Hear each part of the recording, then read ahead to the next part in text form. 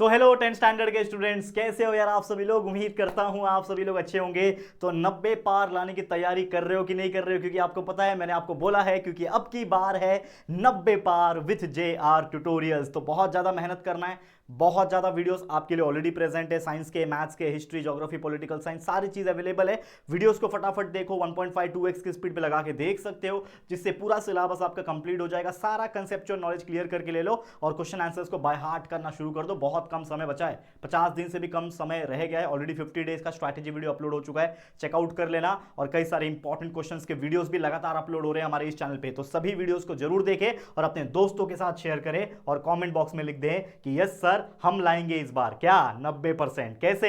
अब की बार 90 par with JR tutorials. चलिए, आज का वीडियो है ज्योग्राफी के बारे में। SST के लिए भी पूरा सिलेबस पढ़ा रखा है, सारे वीडियोस देख डालो ताकि कंसेप्ट चैप्टर्स वाइज क्लियर हो जाएगा। लेकिन इंपॉर्टेंट क्वेश्चन के वीडियोस भी जो मैं बना रहा हूं उसको भी आप देख सकते हो। और बहुत सारे इंपॉर्टेंट चीजें ऐसी हैं जो श्योर शॉर्ट एग्जाम में पूछी जाएगी, ये मैं गारंटी देता हूं, क्योंकि पिछले साल बच्चों को भी दिया था।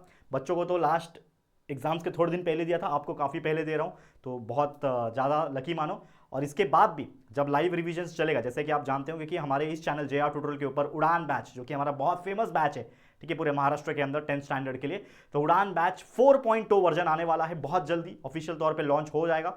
तो उनको भी देखना है, आपको लेक्चर्स अटेंड करने हैं, लाइव देखने और सारे डाउट्स को क्लियर करके लेना है। ओके, अब ज्योग्राफी की बात करूं, ये ऐसा क्वेश्चन है जो ग्राफ बेस्ड क्वेश्चन है। यूजुअल तौर पे ग्राफ आता है। अब वो ग्राफ कैसा दिखता है मैं आपको बताना चाहता हूं। तो ग्राफ लगभग इस प्रकार का दिखता है। देखो, मैंने ये क्वेश्चन पेपर में से ही कटआउट निकाला हुआ है, ठीक है। तो इस प्रकार का एक ग्राफ दिया रहेगा, कोई भी ऐसा चीज दिया रहेगा जिसके ऊपर ना बहुत सारे सवाल पूछे जाते हैं। अब वो सवाल कैसे होते हैं, ये सारी चीज बताऊंगा। आप देख लो, इसका वेटेज होता है लगभग 6 मार्क्स का, मतलब कंपलसरी 6 मार्क्स का क्वेश्चन आपके ज्योग्राफी का पेपर में आना ही आना है। अगर आप चाहते हो ज्योग्राफी में 40 में से 40 मार्क्स निकालना, तो सिर्फ हमारे वीडियोस भी देख लोगे ना और थोड़ा मेहनत करके प्रैक्टिस कर लो, थोड़ा बाय हार्ट कर लो ना भाई, आराम से 40 में से 40 मार्क्स निकलता है। और बच्चों ने निकाला भी है, पिछले साल के बच्चे इसका सबूत है, ठीक है। तो चलिए फटाफट से शुरुआत करते हैं, लेकिन उसके पहले हमारा एक टेलीग्राम ग्रुप है, उसको फटाफट से सभी लोग ज्वाइन कर लेंगे। लिंक डिस्क्रिप्शन में दिया होगा, डिस्क्रिप्शन में जाना, थोड़ा स्क्रॉल कर लेना, वहां पे एक लिंक होगा टेलीग्राम का, t.me करके टेलीग्राम लिखा होगा, वहां पे उसको क्लिक करके टेलीग्राम ग्रुप को ज्वाइन कर लो, क्योंकि वहां पे पीडीएफ्स वगैरह अपलोड होते हैं और वो समझ जाओ पीडीएफ किसके हैं, इंपॉर्टेंट क्वेश्चंस एंड बाकी चीजों के, तो जाके चेकआउट कर लेना। और अगर आप 10th से 11th स्टैंडर्ड में जाओगे, साइंस एंड कॉमर्स दोनों ही स्ट्रीम के वीडियोस अवेलेबल है हमारे JR कॉलेज चैनल पे। अभी से सब्सक्राइब करके रख सकते हो तो रख लो, ताकि बाद में भूल ना जाओ मुझे, ठीक है ना। चलिए शुरू करते हैं, एक एक करके बताऊंगा, ज्यादा क्वेश्चंस है नहीं इसके अंदर, तो देख लेते हैं फटाफट से। तो देखो, ये क्वेश्चन है, क्या पूछा है कि read the graph and answer the following question, यानी कि एक ग्राफ दिया हुआ है और उसी के बेस पे आपको क्या करना है, आंसर द फॉलोइंग क्वेश्चन है करना है। चलो फटाफट से करेंगे। चलो क्या बोल रहा है, अब देखो टाइटल में दे रखा है इंडिया एंड ब्राजील, इसमें बोल रहा है contribution of sector in national income and the percentage of population engage in the sector. यहां पे 3 सेक्टर्स दे रखे हैं, ये आपको पता ही होगा कि 3 टाइप के सेक्टर्स कौन कौन से होते हैं। एक होता है प्राइमरी सेक्टर, सेकेंडरी सेक्टर और टर्शरी सेक्टर। अब यहां पे 4 ग्राफ आपको देखने मिल जा रहा है। जो प्राइमरी सेक्टर है वो व्हाइट कलर का है, यानी सादा है। सेकेंडरी सेक्टर में डॉट डॉट डॉट लिखा हुआ है। टर्शरी सेक्टर ब्लैक कलर का है। अब क्वेश्चन क्या पूछा है इसके अंदर, वो सवाल आता है। तो क्वेश्चंस के लिए हम आगे बढ़ेंगे और क्वेश्चन देखो, मैंने आंसर पे लिख रखा है वैसे, लेकिन क्वेश्चन पढ़ो कि क्या बोल रहा है। Name the sector mentioned in the graph, यानी इस ग्राफ में कौन से सेक्टर दिए हुए हैं। तो भाई इजी था, कौन से सेक्टर है, 3 सेक्टर दिए हैं, primary, secondary and tertiary sector. कितना आराम से 1 मार्क्स आपको मिल गया है कि नहीं। क्या बोल रहा है, which sector contributes the highest in the national income in India, यानी इंडिया में, इंडिया के ग्राफ में देखना है कि कौन सा ऐसा सेक्टर है जो सबसे हाईएस्ट है। तो आ जाते हैं, ठीक है। इंडिया का ग्राफ किधर है, देखो ये इंडिया का ग्राफ है, तो ये सेक्टर है नेशनल इनकम का, ये है पॉपुलेशन का। तो हमको देखना है इनकम वाले में, तो इंडिया का देखना है कौन सा सेक्टर सबसे बड़ा दिख रहा है। ये प्राइमरी छोटा है, सेकेंडरी थोड़ा और उससे बड़ा, ये जो सेक्टर है टर्शरी सेक्टर काफी बड़ा। तो हम लोग आंसर में क्या लिखेंगे, हम लोग आंसर लिखेंगे कि जो टर्शरी सेक्टर है, ठीक है ना, जिसको हम सर्विस सेक्टर भी कहते हैं, तो tertiary sector contributes the most, यानी सबसे ज्यादा नेशनल इनकम इंडिया में कौन हेल्प करता है, टर्शरी सेक्टर हेल्प करता है, ठीक है। सर्विस जो होता है, सर्विस प्रोवाइडिंग नेशन है हमारा, एक तरीके से बोल सकते हो। तीसरा क्वेश्चन पूछा है, how much percentage of population, देखो ध्यान से, is engage in primary sector in Brazil, यानी पॉपुलेशन वाले ग्राफ में देखेंगे, ब्राजील वाले ग्राफ में देखेंगे, और सबसे ज्यादा, ठीक है ना, how much percent of population engage in primary sector, primary sector का कितना परसेंट है ये पूछा है। तो ब्राजील वाले ग्राफ में आ जाओ, वो भी पॉपुलेशन वाले, तो ये पॉपुलेशन वाला है, इसमें ब्राजील के पार्ट में देखो कि आपका जो प्राइमरी सेक्टर है, क्वेश्चन क्या पूछा है कि प्राइमरी सेक्टर में ना कितना है। तो प्राइमरी सेक्टर कहां गया, ये देखो ये प्राइमरी सेक्टर है, तो ये इतना सा है। तो ये ग्राफ अगर आप देखोगे लाइन के हिसाब से, तो ये ग्राफ जो है वो कितने पे जा रहा है, 10% पे जा रहा है। इसका मतलब हम लोग आंसर में क्या लिख सकते हैं कि जो पॉपुलेशन एंगेज है प्राइमरी सेक्टर ब्राजील के अंदर, वो सिर्फ है कितना 10%। समझ में आ रहा है? बहुत इजी क्वेश्चंस होते हैं, इसी प्रकार के क्वेश्चंस आपके बनेंगे। और कोई भी बच्चा अगर उसने पहले से प्रिपरेशन नहीं भी किया है, सिर्फ ये वीडियोस देख के पहली बार एग्जाम में लिखने जा रहा है ना, तो भी ऐसे क्वेश्चंस को वो सॉल्व कर सकता है, बहुत ईजी होता है। आगे बढ़ जाते हैं और क्वेश्चन पढ़ते हैं। क्वेश्चन नंबर 4 अगर आप देखोगे, out of the given 2 countries the share of primary sector to the national income is less. मतलब इसमें से कौन से ऐसे कंट्री है जिसका लेस है? इंडिया का है कि ब्राजील का है? प्राइमरी सेक्टर की अगर मैं बात करूं तो हम आ जाते हैं, देखो आ जाओ, तो ये देखो अगर आप देखोगे, ठीक है ना, contribution of sector in national income और ये पॉपुलेशन में, तो अगर आप यहां पे क्वेश्चन पढ़ोगे फिर से क्या बोल रहा है कि out of which given country the share of primary sector of the national income. तो इनकम वाले कॉलम में आ जाओ। इनकम वाला कॉलम किधर है? ये रहा इनकम वाला कॉलम। इसमें इंडिया और ब्राजील को कंपेयर करना है कि प्राइमरी में कितना है। तो अगर आप देखोगे ये प्राइमरी छोटा है, ये प्राइमरी बड़ा है, मतलब इंडिया का कंट्रीब्यूशन ज्यादा है, ब्राजील का कम है। तो अगर आप देखोगे आंसर में आ जाएगा इज लेस इन इंडिया, ठीक है ना, सॉरी ये ऊपर वाला है, माफ करना, इज लेस इन ब्राजील, ठीक है ना, ब्राजील का कम है ना, इंडिया का ज्यादा है, ठीक है ना, किसमें? प्राइमरी सेक्टर में। वही 5th क्वेश्चन है, आप देखो रीड करो, which country contribution of tertiary sector to the national income is less. तो मतलब जो नेशनल इनकम है उसमें टर्सरी सेक्टर का किसका कम है? तो ग्राफ देखेंगे, ये दोनों को देखना है, किसके कॉलम में आना है? नेशनल वाले इनकम वाले, ये पॉपुलेशन वाला है, ये इनकम वाला है। इसमें टर्शरी में कम किसका है?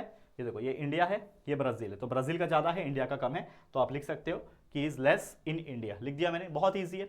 नेक्स्ट क्वेश्चन है, in which sector 19% population of Brazil is engage. कौन सा ऐसा सेक्टर है जिसमें पॉपुलेशन है ब्राजील का 19%? तो मैं पॉपुलेशन वाले कॉलम में ब्राजील को देखूंगा, ठीक है, पॉपुलेशन वाला कॉलम ये रहा, इसमें ब्राजील को देखूंगा, तो कौन सा सेक्टर ऐसा है जो 19% है? तो अगर आप देखोगे तो ये है पहला प्राइमरी सेक्टर जो कि 10% है। अगला ये है, ये कितने पे गया है? ये 30 पे गया है, देखो 30 का लाइन है ये, तो मतलब ये 10 और ये 30, इसके बीच में क्या हो गया? 20, लेकिन ये एक्चुअल में 20 से थोड़ा कम है, मतलब थोड़ा सा यहाँ पे आ रहा है, मतलब ये 19 है, ठीक है ना, बाकी तो ये बहुत बड़ा है, तो सीधी सी बात है ये 19 होगा। तो ये कौन सा सेक्टर है? सेकेंडरी सेक्टर है। तो हम आंसर में क्या लिखेंगे? Secondary sector is engage in the secondary sector. तो कितना ईजी आप बताओ, ये with in 2 to 3 minute solve हो जाता है और आपको पूरा का पूरा 5, 4, 6 मार्क्स जो है वो देके जाता है। इतना खूबसूरत सा क्वेश्चन है। टोटल 6 मार्क्स है, 6 में से 4 अटेम्प्ट करने होते हैं, 4 मार्क्स का ये वेटेज बनाता है वैसे, लेकिन 6 मार्क्स का क्वेश्चन आता है। तो आप देख सकते हो, ये खुद ही मुझे कमेंट करके बता दो कि कितना इजी है। यस सर कमेंट करो, यस सर बहुत इजी है और हम कर सकेंगे। तो चलो और भी एग्जांपल्स है, इसको देख लेते हैं। देखो यहाँ पे ये वाला एग्जांपल देखो, ऐसा भी कुछ ग्राफ आ सकता है और ऐसे जितने भी आपके टेक्स्ट बुक में दिखेंगे ना आपको ग्राफ वाले क्वेश्चन, ये सारे को देख लो, अच्छी तरीके से देख लो, क्योंकि इनमें से क्वेश्चन बनेंगे। अब देखो क्वेश्चन आया था 2016 में, क्या बोल रहा है? Observe the graph and answer the following. ये मेल है ब्लू वाला और पिंक वाला फीमेल है, ठीक है। क्वेश्चन पूछा है कि which type of graph is this, यानी ये ग्राफ कौन से टाइप का है। तो भाई देख के कोई भी बोलेगा कि ये क्या है, एक पॉपुलेशन पिरामिड है। अगर आपने चैप्टर पढ़ा हुआ ये वाला पॉपुलेशन वाला, तो आपको पता होगा कि इसको पॉपुलेशन पिरामिड कहते हैं, जो क्या दिखाता है? एज बताता है और पॉपुलेशन का जेंडर बताता है, सेक्स बताता है, यानी मेल है कि फीमेल है वो बताता है। नेक्स्ट है which age group has the highest population. तो अगर आप इसमें देखोगे तो कौन सा एज ग्रुप है जिसका सबसे ज्यादा हाईएस्ट पॉपुलेशन है। तो अगर आप देखोगे इस ग्राफ में सबसे ज्यादा बाहर निकला हुआ कौन सा है, अगर मैं इसको रफ कर दूं, जो कि थोड़ा सा आपको कंफ्यूज कर रहा होगा क्योंकि मैंने ऑलरेडी राइटिंग किया हुआ इस पे, ठीक है, लेकिन अगर आप ध्यान दोगे, देखो ये आपका परसेंटेज है, ये आपका क्या है? ईयर्स है। तो 0 से 4, 5 से 9, 10 से 14, 15, तो इसमें सबसे ज्यादा बाहर कौन सा निकला हुआ है ग्राफ? अगर आप देखोगे, मैं यहाँ पे थोड़ा कलर ले लेता हूँ, ये वाला, तो ये वाला जो ग्राफ है सबसे बाहर निकला है। तो ये कौन सा एज ग्रुप है? देखो यहाँ पे भी निकला है, यहाँ पे भी निकला है, मतलब मेल और फीमेल दोनों में ही सबसे ज्यादा बाहर है, मतलब सबसे ज्यादा पॉपुलेशन कौन कैरी कर रहा है? ये वाला एज ग्रुप, जो कि कितना है? 30 से लेकर 34। तो आंसर क्या आ जाएगा? एज ग्रुप ऑफ 30 से 34 year consist of the highest population, ठीक है। नेक्स्ट क्वेश्चन तीसरा, write the class interval of age group on the y axis, ठीक है ना। तो वाई एक्सिस जो है हमारा, ये एक्स एक्सिस होता है, आपको पता है ये ग्राफ में, ये वाई एक्सिस होता है ऊपर वाला वर्टिकल वाला। तो वाई एक्सिस में क्लास इंटरवल मतलब कितने का गैप रखा है आपने? तो 0 से 5 मतलब 5 ईयर हो ना, 0, 1, 2, 3, 4, 5, 5 साल। उसके बाद 5 से 9 यानी 5, 6, 7, 8, 9, तो हर जो गैप है वो 5-5 साल का इंटरवल है, तो आप लिख दोगे 5 इयर्स, ठीक है। बहुत सिंपल क्वेश्चन था। Next, whose number is more in males and females of age about 60, यानी 60 के ऊपर आप जाओगे, देखो ये यहां पे आ गया 60 से 64, ये वाला जो मैंने हाईलाइट करके रखा है क्योंकि ये बहुत छोटा लिखा हुआ है, तो आप अपने टेक्स्ट बुक में डायग्राम देख लेना। वैसे यहाँ पे लिखा है 60 से 64, तो 60 से 64 पे अगर आप आओगे, इसमें क्वेश्चन ये पूछा है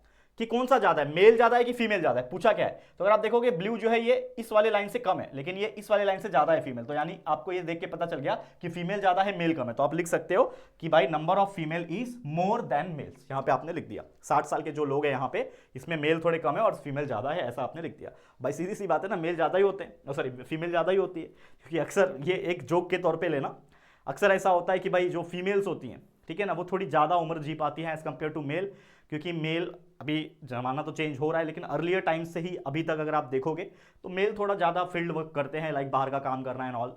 तो इसके वजह से काफ़ी बीमारियाँ, काफ़ी चीज़ें होती है और जल्दी बूढ़े हो जाते हैं। और अक्सर ये भी देखा हुआ है कि मेल की डेथ, अगर कोई पार्टनर है, हस्बैंड वाइफ है, तो मेल थोड़ा जल्दी डेथ का शिकार हो जाता है, बाकी फीमेल थोड़ी सी लंबी समय तक जी पाती है। तो ये एक नॉर्मल है, ऐसा मैंने कई सर्वे पढ़ा था, लेकिन कहीं उल्टा भी हो सकता है, कहीं इक्वल भी हो सकता है, लेकिन इस ग्राफ के हिसाब से यहाँ पे मेल कम है और फीमेल ज़्यादा है। ठीक है, next question, question number 5, how much percentage of females are found in age group of 55 to 59, यानी 55 से 59 में कितने परसेंटेज ऑफ फीमेल्स जो है वो पाए जा रहे हैं। ठीक है ना, तो अगर आप देखोगे 55 से 59 कौन सा है, ये वाला एज ग्रुप, 60 से 64 के नीचे वाला, ये वाला जो मैंने हाईलाइट कर रखा है, ये वाला।